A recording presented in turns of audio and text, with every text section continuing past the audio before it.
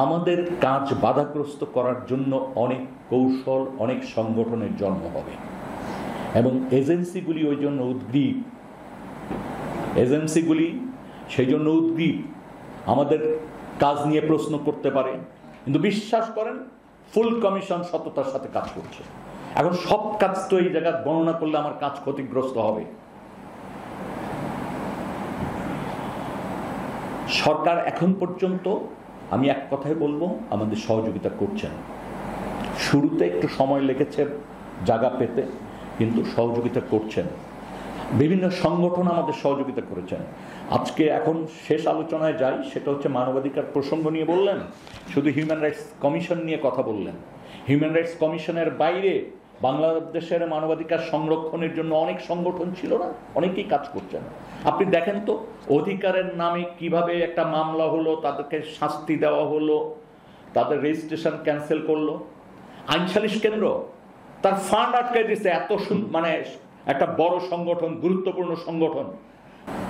যে অনেকে বলেন যে আসলে গত 15 বছর কথা বলি নাই, আসলে কথা হয়েছে, আপনারা খেয়াল করেন নাই, আপনারা খেয়াল করেননি।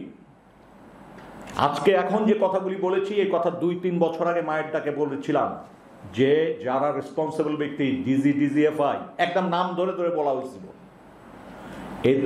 এরা কেউ ঊর্ধ্বে থাকতে পারবেন না। দয়া করে আপনাদের কাছে যারা আপনাদের কাস্টডিতে আছে, আপনারা তাদের জীবন রক্ষা করেন, তা নাহলে আপনারা বিপদে পড়বেন। রেকর্ডগুলি সংরক্ষণ করেন, তা নাহলে দায় নিতে হবে। কেউ কথা শোনে নাই। এই যে জি9-এর কাছে তো একটা ভালো বই তারা প্রকাশ করেছিলেন, কোথায় কে গুম হয়েছে, কত তারিখে হয়েছে। আসলে কাজ কিন্তু অনেক জায়গা থেকে হয়েছে, এটা সমন্বিত রূপটা আমরা দেখিনি। আমরা অনেকে বলি যে এগুলি প্রতিবাদ করা হয়নি, প্রতিবাদ হয়েছে। প্রতিবাদ না হলে যে ক্ষণে ক্ষণে ক্ষণে রাজনৈতিক দলের নেতা, আরে ভাই তাদেরকে কেন টার্গেট করছে বলেন তো?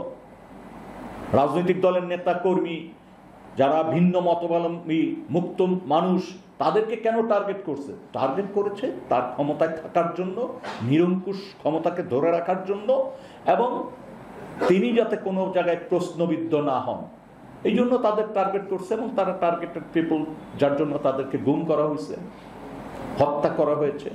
এবং অবাক যে বিরোধী দল মতকে যেমন হত্যা করা হয়েছে, গুম করা হয়েছে, তার নিজের দলের ভিতরে অবাধ্যদেরকেও কিন্তু একই জিনিস করা হয়েছে। সংখ্যায় কম হতে পারে। ব্যবসায়ীদের একটা বিরাট অংশ, সেই সৎ ব্যবসায়ী হোক অসৎ ব্যবসায়ী হোক, সেই আলোচনা আমি যাব না, তাদের অনেককে কিন্তু গুমের শিকার হতে হয়েছে। এবং এখন আমাদের একটা জিনিস সতর্কতা খুব জরুরি।